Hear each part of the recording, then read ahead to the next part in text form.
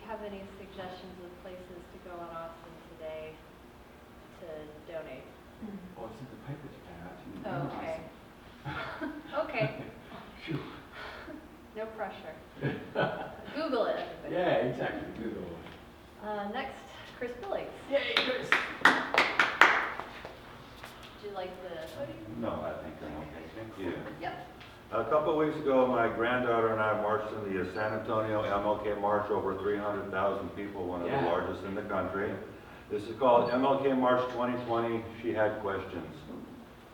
She watched as the crowd grew from the relative few standing around us to the thousands filling the street before us, and with an 8-year-old's impatience asked why we couldn't start walking.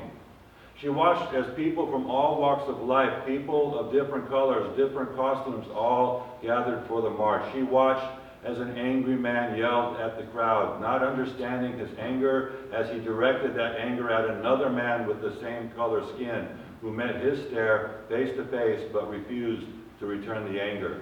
She had questions, and we tried to explain the man's misdirected passion. The march began, and she listened to the chants of the people extolling the words of the man we marched in honor of. She read the signs and banners bearing those words. She saw the angry signs off to the side, up the hill, signs put there by those who did not share the spirit of the day. She had questions, and we tried to explain freedom of expression, that not all people dream what Dr. King dreamed. Not all people share our beliefs in equality and freedom. Not all people share compassion for and tolerance of others. A little girl about her age gave her a heart-shaped lollipop, and she smiled. She saw the armed police officers and sheriffs on the overpass at intersections in front of churches. She had questions. We tried to explain crowd control and safety, that there are those who don't feel marches are necessary, but why we do feel they are necessary. She watched as a group of men marched military style, black shirts, black pants, black boots. Their call and answer cadences touting battle cries and revolt in contrast to the calls for peace and unity coming from other groups. And when at the end of the route they turned around and marched back, stone-faced, call and answer cadence still loud and strong, she had questions. We tried to explain how different groups use different methods, some good, some not, to achieve the same goals. She listened to the voice of Dr. King as we marched. She listened to the music and she danced.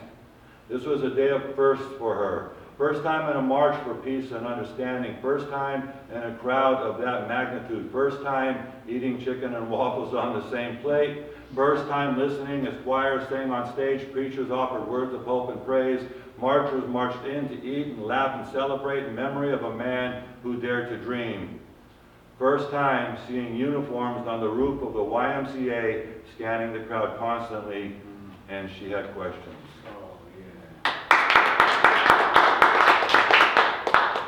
So it's called Letter to Janine Cummins. Anybody familiar with who that is? She wrote the novel American Dirt. That's been kind of going around. Okay, very controversial as far as what's behind it. So Letter to Janine Cummins. Seems you hit pay dirt with your novel American Dirt, your take on the plight of the immigrant. You say you wish someone a little browner had told the story, but they did. You should know you borrowed heavily from their work. They just weren't blessed with a 7-figure payday or a powerhouse publisher to get their stories out there. So you wrote about a place you know little about, a people you know even less about, and your telling is now touted as the great American novel of our time. From book clubs to the little gray-haired white ladies at Barnes & Noble readings, all wanting to feel compassion and concern for the faceless immigrant. But only between the covers of the book, only until the last page is turned, then it's on to Oprah's next pick and tea. And I wonder, if you are so concerned, why have you built a wall between you and your critics? Why do you say it's not about race, and even if it is, you're not equipped to talk about it, and even if you are, you don't want to? Which is simply a perpetuation of the whitewash of the issues. And I wonder why you don't help promote those whose blood is more connected to the life at the border than yours will ever be.